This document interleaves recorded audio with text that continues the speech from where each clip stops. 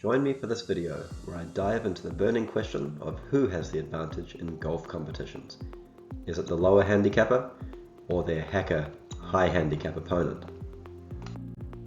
This question sparks a lot of debate, but most of what you read really only goes in one direction, with complaints about low handicappers generally having no chance and all the benefit of handicaps going to the worst player. But does the higher handicap player really have an advantage? Or is there more to uncover? Today, we'll run some analysis to get to the bottom of this. We'll use simulations to uncover the truth and provide some interesting insights. Handicaps have been around for a long time, since 1600s England, and they're a core part of the game. Most people think that handicaps are intended to level the golf playing field, but as it turns out, that's not necessarily true. Handicaps were always intended to drive fairer competitions and, most importantly, facilitate betting. Initially, players just negotiated strokes on the first tee, but that evolved in the 1800s when they used their best 3 scores from the past year. Handicaps became more portable between courses with the introduction of course ratings in the 1900s. The goal was ultimately for handicaps to be equitable, portable between courses, and uniform in their calculation. This evolution culminated in the very recent introduction of the World Handicap System, or WHS. Before WHS, there were 6 major handicap systems in use globally. But this changed in 2020 when WHS became the global measure. This let golfers from anywhere in the world play each other on a fair and equal basis, other than apparently New Zealand, which they left off this map for some reason. That happens so often, it actually has its own Wikipedia article. Before we move on, let's bring it back and make it way bigger. 2 components of WHS in particular are really important to this presentation.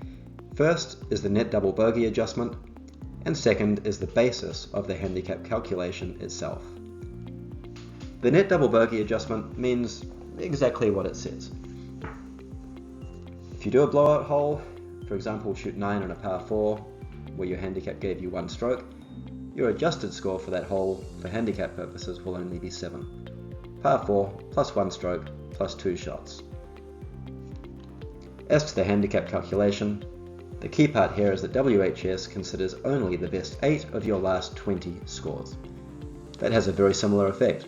Those 12 worst rounds are completely ignored. Both of these result in handicaps being reduced significantly relative to actual average scores. This is actually in line with the stated goal for WHS and the history of handicaps that goes back to the 1600s. Even in the 1800s, they were considering only your best 3 scores in a year, and now it's the best 8 of the last 20. Handicaps are not there to measure your average playing ability. They are there to measure your potential playing ability. With this background in mind, we can go back to the original question of does the high handicapper have an advantage, and rephrase this as, how does WHS affect players differently? To answer this, we're going to zoom in on how the calculation works, removing poor performances at both the hole and round level. We will use simulations to show how these adjustments impact handicaps and ultimately affect competitions. To that end, it's time to introduce you to a couple of golfers, starting with a scratch player who I'm calling Shooter McGavin. If we were to look at Shooter's distribution of scores, it might look something like this. Shooter averages even past 72 each round on the course that I'm using, and as you'd expect for a good golfer, is consistent around that average. His scores don't tend to deviate much from the average. Our second golfer is Happy Gilmore. He's not a bad golfer, but he averages 1 over par on every hole on our course for an average of 90. He's much less consistent than Shooter, so the spread of his scores is larger, as you can see here. He could shoot 78 one day and 100 the next, which might sound familiar to some of us. To kick off our analysis, let's consider a thought experiment, where handicaps are based on a simple average of these players' last 20 scores, rather than the best 8, and with no adjustments. In this world, Happy would receive 18 shots on Shooter, and in a stroke play competition, where we bring those players into line, there's no reason why either player would have a systematic advantage over the other. They both have approximately a 50% chance of winning. This handicap system would be a measure of average ability, rather than potential ability. Let's show this thought experiment in action. I invited our two players to join as the first two members of my simulated golf course. Happy, averaging bogey on each hole with a standard deviation of 1 shot, as you can see here, and Shooter, averaging par with a lower standard deviation of half a shot. If you don't know what standard deviations are, that's totally fine. You don't need to, other than understanding that this is a measure of the consistency of each player, how tight they are around their average score. Shooter in this case is twice as consistent as Happy. By defining these players, I'm then able to leverage randomized normal variables in Excel to build a scorecard for one round, like this example here. This uses my home course in New Zealand as the basis. Here, Happy has scored 89 with 1 triple bogey and a few pars, and Shooter has played a below average round, at least by his standards. He got no birdies, but limited himself to 3 bogeys and shot 75. Seems fairly realistic for these players. The simulation then has each player play 20 rounds to set a starting handicap, following which they played 200 times, with each round giving us both stroke play and match play results. As they play, the simple average handicap continues to adjust to reflect their last 20 rounds. Here you can see the gross scores that the simulation spits out.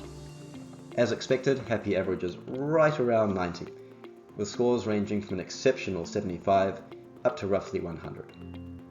Shooter's average is right on 72, with a range of 62, which was a massive outlier, up to 79.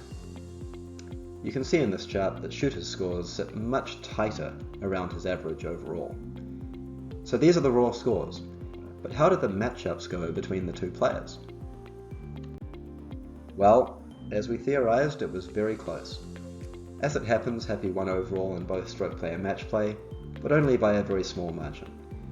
You can see I allowed for draws. The players didn't have to go back to the first tee if they were even after 18, but overall Happy won 48% of stroke play versus Shooter at 44, and it was even closer in match play.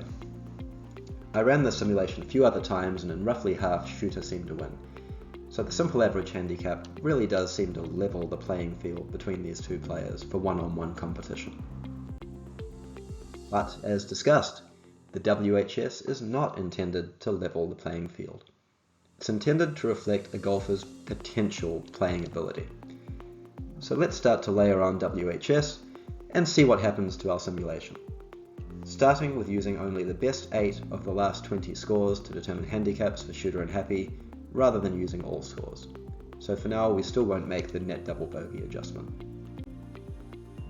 Here you see a list of the first 20 rounds scored by each player, with the 8 lowest scores highlighted green being the ones that WHS would use in their handicap. Happy's scores included a 99, but the worst score included in handicap is only 88. So even his worst score in the handicap calculation is better than his average score. The same holds for Shooter, but to a much lesser degree. Because he's more consistent, his best 8 are quite close to his average. In fact, Happy's best 8 over the 200 rounds turns out to be 85.6. That's 4.2 lower than his overall average. Shooter's best 8 averages 69.8, only 2.2 better than his own average. This shows you that the handicapping system is hurting Happy relative to Shooter by roughly 2 strokes in this case. So, under a simple average handicapping system, Happy just edged out Shooter in both stroke play and match play. Let's check the results of the simulated matchups when we look at the best 8 of 20 scores for our handicap. With the adjusted calculation in place, Shooter immediately starts to see the benefit of his consistency. With his effective 2-shot handicap advantage, he takes out 57% of stroke play, with Happy on only 37, and 51% of match play, with Happy at 34. Happy's win rate has come down by 11% in both cases, but it doesn't stop there. Let's now layer on the full WHS methodology, including both best 8 of 20, as we just did, and the net double bogey adjustment, and run our simulation again. When you add in the adjustment to remove blowout holes, Happy no longer gets the benefit of those holes in raising his handicap. In his case, this costs him roughly half a shot per round.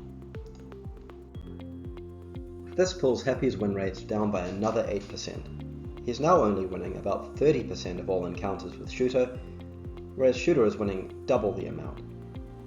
Clearly, we made a lot of simplifying assumptions in this simulation, but the overall logic seems fair. The advantage, admittedly, lies in having better consistency, not just in having lower scores. But I don't think most people would argue that better golfers tend to also be more consistent in their scoring on an absolute basis than high handicappers. So you have to ask, what are low handicappers complaining about? It seems like if anything they have the advantage, rather than the other way around. The answer is probably that people aren't annoyed about individual competitions, like those we just simulated. The complaints relate more to group events, like weekly club competitions, where a 40 handicap duffer somehow steals the win with 55 stablefit points. That's a different problem, and if we want to investigate, we will need a new simulation setup. Instead of two players going head to head, let's take our two types of player. Happy averaging 90, Shooter averaging 72, and assume we have an even number, let's say 20 of each, all playing one another in a single round stroke play event each week over the course of 30 weeks. I'll assign these players the handicaps that our prior simulation assessed for them using WHS, being 13.7 for Happy and minus 2.2 for Shooter. So each week we get a ranking of these 40 players and can then compare the performance of the Happies against the Shooters. What do these results look like? Well, there's a lot of data in there, but let's summarize it in a single chart. Here I have the results for the group of 20 scratch golfers on the left and the 20 average golfers on the right. I've awarded a gold medal each week to the player who comes first, silver for any top 3 result, and bronze to top 10. If you just look at who took first place most of the 30 weeks, the higher handicap golfers come out well ahead, with 63% of the gold medals. That's despite their inherent handicap disadvantage relative to the scratch golfers. So, what's changed? If we look back at our score distributions, it actually makes sense. Happy type golfers are penalized on average by about 2 points versus Shooter type golfers. But their upside potential in terms of net scores is still higher. If you have enough of them, one will land in this area way down here in the tail of the bell curve, with a net result that is almost impossible for any of the Shooter type golfers to replicate. The average performance of the Happies will still be well below the Shooters, and based on this you'd expect them to also take the lion's share of the bottom spots. And that's exactly what we see. Happies win first place over 60% of the time, but if you expand to look at top 3 results, we see an evenly split outcome, and top 10s go 60% to Shooters. Meanwhile, a massive 84% of bottom 10 results overall go to our more average scoring and volatile golfers. Unfortunately, all that tends to matter in many such club competitions is who wins. There tends to be a meaningful prize for first place, not all that much for just doing well, and no real penalty for coming in last. So what's the actual answer to our initial question? Clearly, it depends. In one-on-one play, the lower handicapper should have the advantage regardless of format. In larger group competitions, competed between individuals over a single round, the opposite most likely applies. Higher handicappers will perform worse on average, but a higher handicap golfer is more likely to have an extreme outlier score and take that coveted first place.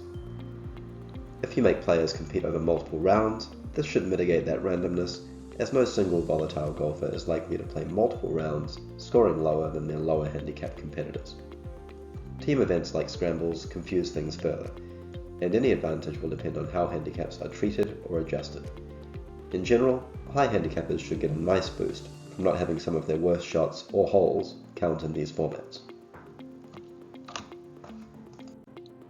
These differences between formats suggest a few potential improvements to standard golf competitions. For example, we might consider using a simple average handicap for one-on-one comps. adjusting prize distribution for group events so it's not only first place that matters, and ensuring equitable partner selection for team events, for example, pairing low handicaps with high. Whether or not those improvements make sense to you, the overall moral of the story is, try not to get too angry if you lose to a higher handicapper. Most likely, they just beat the odds. However, if the same high handicapper is winning tournaments consistently, then no simulation is going to come to their defense. If these simulations help improve your understanding of how golf handicaps are calculated, and how that calculation affects golfers in different ways, please like this video and leave a comment below. Thanks for watching.